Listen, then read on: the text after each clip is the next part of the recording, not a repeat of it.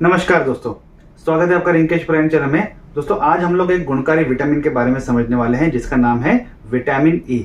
आज के वीडियो में हम लोग समझने वाले हैं कि विटामिन ई के क्या क्या फायदे हैं हमारे शरीर को, साथ ही साथ अगर विटामिन ई का अगर ओवरडोज अगर हो जाता है तो हमारे शरीर में वो क्या नुकसान करता है। विटामिन ई का इंटरेक्शन, कॉन्ट्रा इंटरेक्शन जो है वो, या कॉन्ट्रा इंडिकेशन जिसे हम लोग कहते हैं, कौन सी दवाइयों के साथ है, और विटामिन ई कौन से सोर्सेज से हमारे शरीर को मिलता है और कौन से डोजेस में इसके सप्लीमेंट्स मार्केट में अवेलेबल हैं, इसके बारे में पूरी जानकारी आज जो हम लोग लेने वाले हैं। विटामिन ई एक फैट सोल्यूबल विटामिन रहता है और इसकी एंटीऑक्सीडेंट प्रॉपर्टी काफी पावरफुल होती है।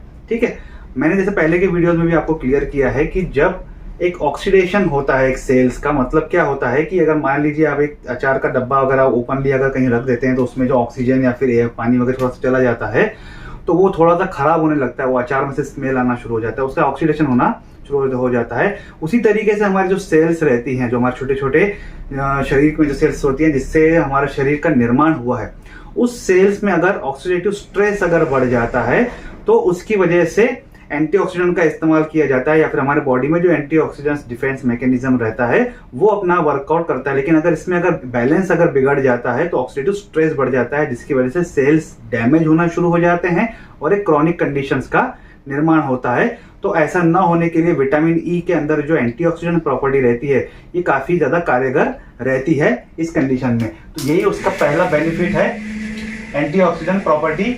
इसकी वजह से जो ऑक्सीडेटिव स्ट्रेस बढ़ जाता है, जिसमें अभी आपको बताया कि ये इनबैलेंस हो जाता है, एंटीऑक्सीडेंट्स डिफेंस और एक्युमुलेशन ऑफ द आरओएस यानी कि रिएक्टिव ऑक्सीजन स्पीसीज करके एक रिएक्शन हो जाती है, जो कि ऑक्सीजन और सेल्स के अंदर जो छोटे छोटे पदार्थ रहते हैं, छोटे छोटे जो चीजें रहती हैं जो हमारे सेल्स के अंदर, उसमें अगर कॉन्ट्राइंडिकेशन हो जाता है, जिसकी वजह से ये कंडीशन यानी कि ऑक्सीडेटिव स्ट्रेस जो है ये बढ़ जाता है, जिसकी वजह से सेल का डैमेज होना और डिसीजेस जो है वो बढ़ जाते हैं।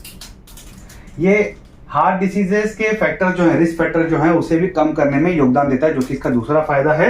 ये सिस्टोलिक ब्लड प्रेशर को रिड्यूस करने में हेल्प करता है, और अगर इसको ओमेगा 3 के कॉम्बिनेशन में लिया जाए तो एलडीएल और ट्राइग्लिसराइड्स को भी ये कम करने में हेल्प करता है। जैसे कि ब्लड प्रेशर में हम लोग देखते हैं कि 120/80 एक नॉर्मल बोला जाता है, तो 120 सिस्टोलिक प्रेशर बोला जाता है और 80 को डायस्टोलिक प्रेशर माना जाता है।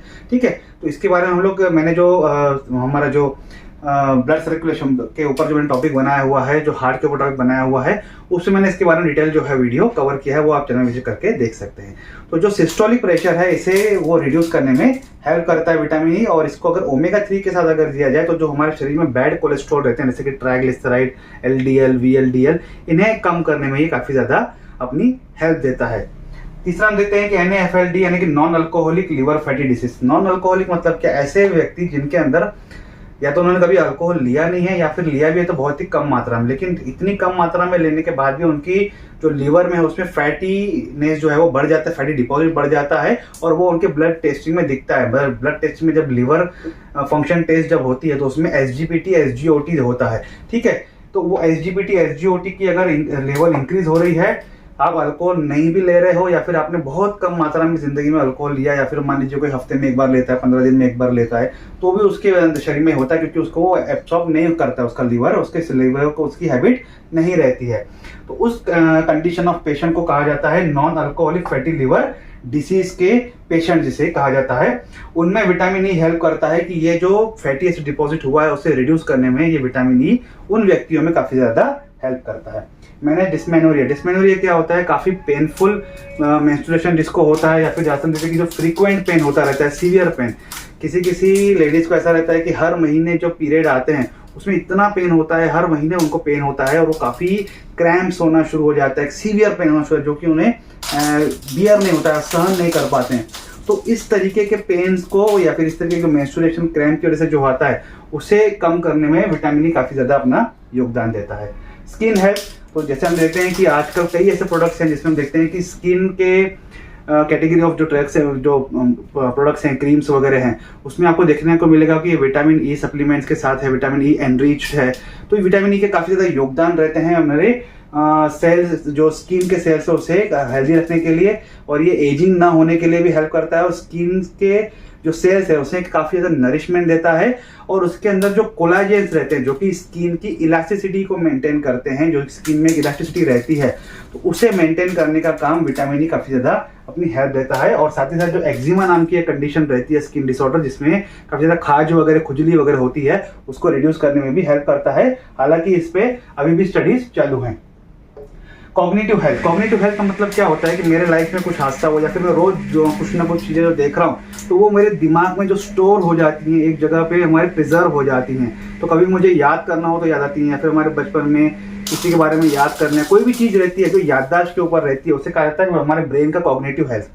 तो ये कॉग्निटिव हेल्थ को मेंटेन करने के लिए काफी ज्यादा अपना योगदान देता है।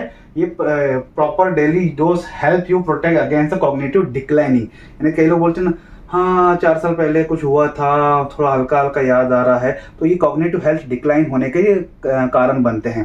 तो कॉग्निटिव हेल्थ अगर आपकी अच्छी है, मतलब कई लोगों को आज 40 साल 30 साल पुरानी बात बोलो, वहां पे ऐसा हुआ था, फिर ये हुआ था, फिर ये हुआ था, उनकी कॉग्निटिव हेल्थ काफी अच्छी रहती है। ठीक है, तो वो कॉग्निटिव हेल्थ डिक्लाइन न होने के लिए विटामिन काफी ज्यादा योगदान देता है। अल्जाइमर्स पे भी काफी ज्यादा इसका हेल्प है, लेकिन इसके अभी भी स्टडीज जो है वो 100% क्लियर नहीं है, इस पर अभी भी स्टडीज चल रही हैं।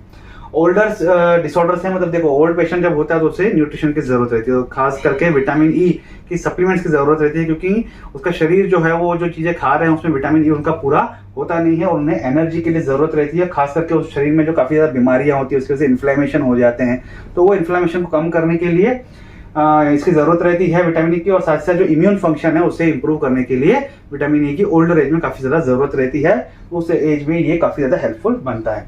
इंप्रूव द लंग फंक्शन, तो ऐसी स्टडीज मानी गई है कि ये लंग फंक्शन इंप्रूव करता है। साथ ही साथ अस्थमा में, जो बच्चों में और एडल्ट में जो अस्थमा होता है उसमें भी काफी ज्यादा ये अपना हेल्प देता है।